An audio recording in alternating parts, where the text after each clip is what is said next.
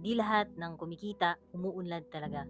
Minsan, busy ka lang sa bagay na unti-unting sumisira sa future mo. Alam mo yung pakiramdam na bawat opportunity parang kailangan mong habulin. Kasi takot kang maiwan o baka mawala yung swerte na hinihintay mo. Kaya kahit drained ka na, kahit hindi na malinaw sa'yo, sinasabi mo pa rin, sige, game ako dyan.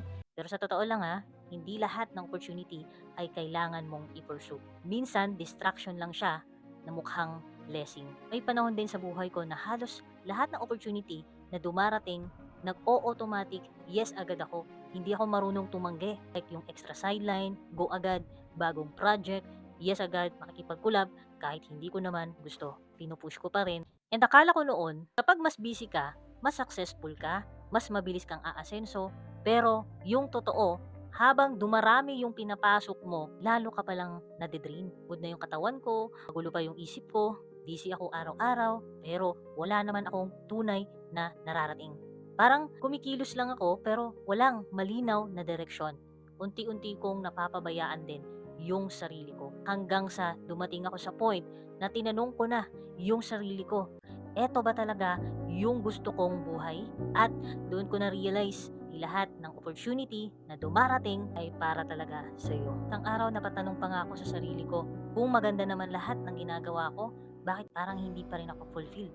And dun ko na-realize, hindi pala sukatan ng success yung dami ng yes mo at sa dami ng ginagawa mo. Hindi, kung align ba yung mga pinapayagan mong pumapasok sa buhay mo. Kasi minsan, sa bawat yes mo sa maling bagay, unti-unti mong inuubos yung sarili mo. Hindi ka marunong tumanggi kahit hindi ka pa 100% sure sa desisyon mo.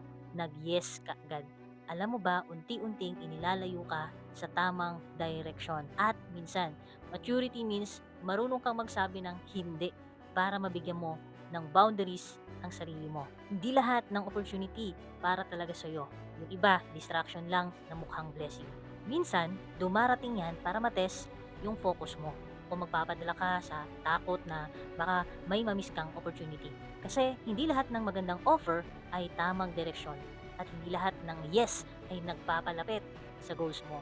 Hindi mo kailangang pasukin lahat. Kailangan mo lang matutunang piliin yung talagang align sa buhay na gusto mong buuin. Ikaw, ilang beses ka nang nagsabi ng yes kahit alam mong hindi na siya align sa gusto mong buhay. Minsan, hindi mo naman kailangan ng mas maraming opportunity. Ang kailangan mo lang malaman kung ano yung pinaka malinaw na purpose mo. Panahon na siguro na piliin mo naman yung mga bagay na nagbibigay ng totoong direction sa buhay mo.